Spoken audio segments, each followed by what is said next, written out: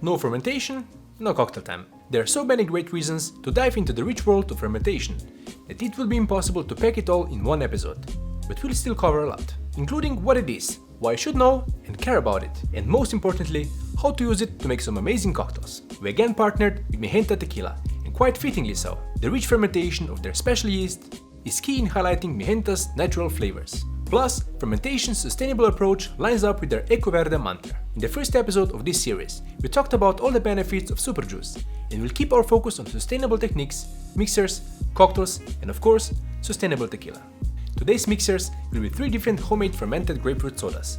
So we'll make not 1, but 3 different palomas. The grapefruit sodas will be made using 3 different fermentation starters: pineapple tepache, lacto-fermented grapefruit, and ginger bug. Best part, it's all an easy process, with minimal gear needed, but you'll need to keep an eye on it. Remember to stick around until the end of the episode. You'll learn a lot, but I'll also tell you which of the 3 palomas was my favorite. Now let's get moving. It's fermentation time. First things first, what is fermentation? It's a natural process where microorganisms like yeast, bacteria, or fungi convert sugar and carbohydrates into alcohol, acids, or gases. So evidence shows that people were making an alcoholic beverage from fermented rice, grapes, and honey in China as far back as 7000 BC. And since we are doing everything in threes today, I'll give you 3 reasons why fermentation should be a part of your mixology arsenal today as well. First, it's a flavor enhancer. Fermentation brings complex, almost funky flavors and aromas to your ingredients, elevating the taste profile of your cocktails. Second, preservation and sustainability. Fermentation has been historically used as a method of preservation, extending the shelf life of fruits, vegetables, and other ingredients. That not only means less waste, but is also useful when creating homemade syrups, shrubs, or infusions for your drinks. And third, health benefits. Fermented ingredients can contain probiotics that are good for your gut health, digestion, and overall well-being. When consumed in moderation, of course. Fermented ingredients can get a bad rep because people often think it's hard to make and that you need specialty tools. In reality, it's a simple process with some basic ingredients and a little patience. Just mix the ingredients and let nature do its thing. But you know, keep an eye on it. Now for today's fermentation starters. This will be the yeast or bacteria we add to the mixture we want to ferment. You've probably heard of the sourdough starter, but that wouldn't really pair well with grapefruit, I think. But lacto-fermented grapefruit starter, pineapple tepache, and a ginger bug will all add their unique flavors to our sodas.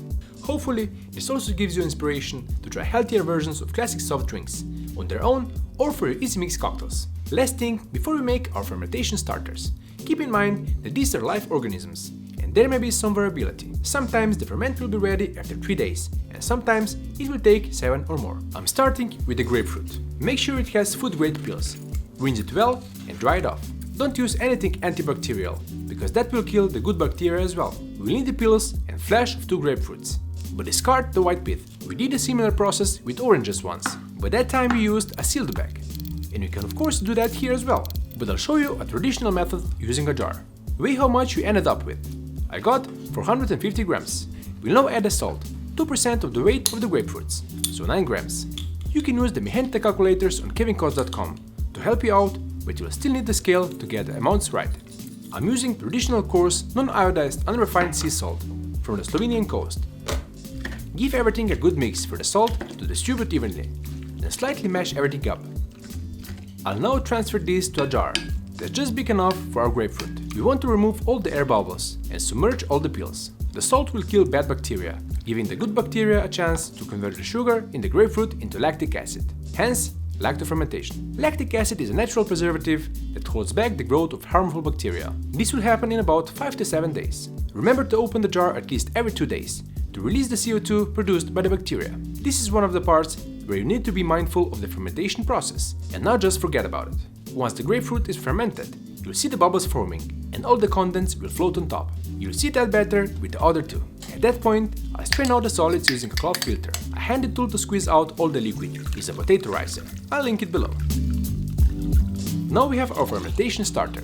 But don't throw away the solids either. We'll use that in a future episode, so dehydrate them in a dehydrator or an oven.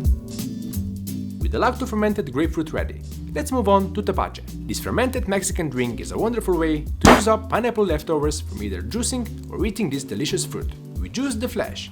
The fronds go in the freezer for garnishes, and we'll use up all the peels, the core and the pulp. The natural yeast that live on the pineapple skin will jumpstart the fermentation process. Whether or not you're using an organic pineapple, make sure to rinse it with water to get rid of any unwanted residue or pesticides that may be present. Place the leftovers of a medium-sized pineapple in a big jar and add 1250 grams of water and 100 grams of sugar. Traditionally, Tapache calls for unrefined sugars, plus some other spices. But we want the fermented pineapple flavor to be the main player in this starter, which would work well with a grapefruit in a soda. After you've stirred everything with a wooden spoon, cover with a cloth filter and hold it in place with a rubber band to prevent anything from joining the part in the jar. This will then work its magic for a few days, but check on it daily and give it a stir as well. After 3 days, you should already see plenty of bubbles, but if you leave it for longer, the yeast will be even stronger. Then strain and squeeze, and don't throw away the pineapple solids either. We'll use that to make delicious pineapple liqueur, with tequila of course. And fermentation starter number 3, ginger bug. Start with 30 grams of unpeeled ginger and cut it into thin slices. Place it in a jar and add 300 grams of water and 30 grams of sugar.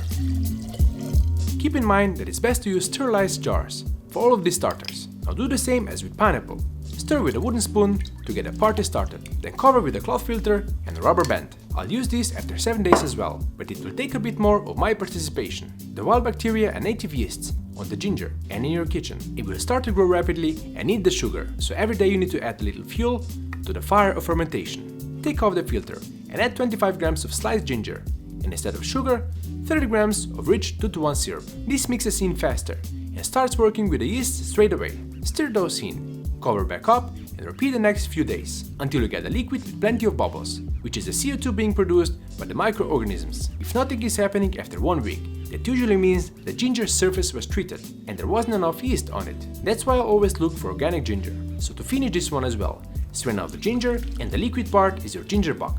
You've heard this before, but don't discard the ginger either, since we'll use it in a future episode as well. Next step, we'll be making the sodas, which has to come with a warning. We'll be dealing with second fermentation, which produces a lot of CO2 and makes your drink nice and bubbly. Great, right? Yes, but it can also be very dangerous, as our director Robbie found out when making fizzy kombucha.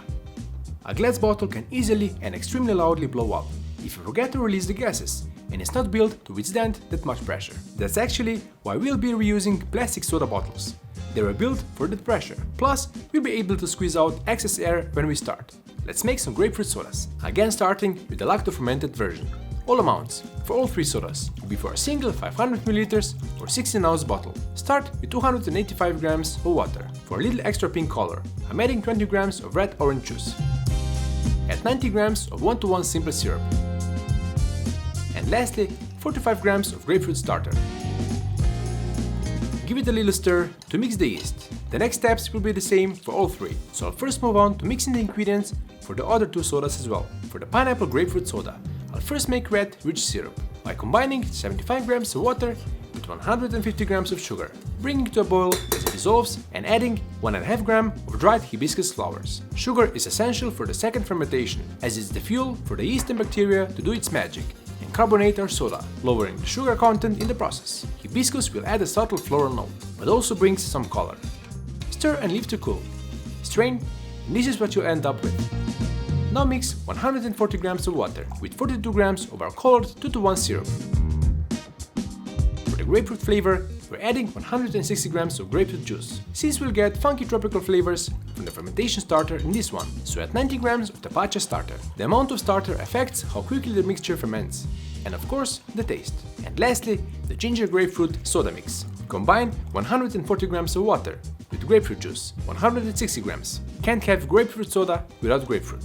For the yeast to have something to eat as it fizzes our soda, add 90 grams of 1-to-1 simple syrup. So let's kick off the fermentation by adding 45 grams of the ginger bug starter. And to give it a deeper pink color, a few drops of 100% beetroot juice. Stir it in, and now that we've mixed all ingredients, it's time to pour them into our reused soda bottles. And when the liquid is nearly at the top, close the cap and that's it.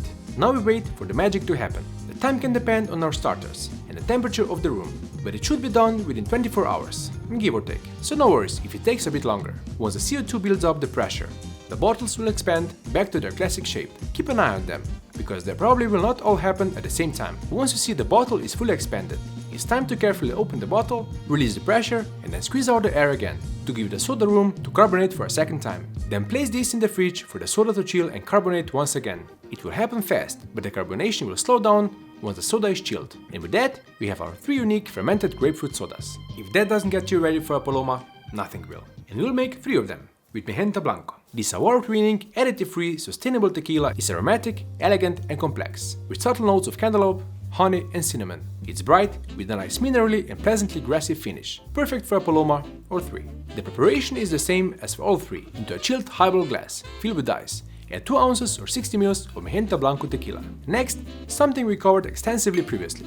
Lime super juice, half an ounce or 50 ml. Then top up the cocktail with 4 ounces or 120 ml of our different fermented grapefruit sodas. Pineapple and ginger Palomas get 4 drops of saline solution, but the lacto fermented grapefruit already has salinity, so the flavors will be nicely pronounced. Give all cocktails a few turns and a lift with a bar spoon to mix the ingredients. Then we add the garnishes, a grapefruit wedge, a pineapple frond, and a slice of ginger, respectively. After all of the patient work, it's time to give them a try. Cheers! The color is a beautiful pink everywhere, so they definitely passed the eye test for a Paloma. All the versions have their unique flavor, with different starters adding their kick, and the fermentation providing the funkiness. Magenta elevates the cocktails even higher with its minerality, perfectly matching all 3 sodas. And which one's my favorite one? It's a close call, but it's the grapefruit. Something about that lacto fermentation pairs exceptionally well with Tequila Blanco. With that, you've made it to the bottom of the glass. To let me know you've made it all the way here, post a number 3 emoji for all the 3s in this episode. Today I have a book recommendation for everyone that would like to dive deeper into fermentation and maybe try out what other starters can spice up your cocktail game. It's My Fermentation Bible by Sandra Ellis Scotts, titled The Art of Fermentation.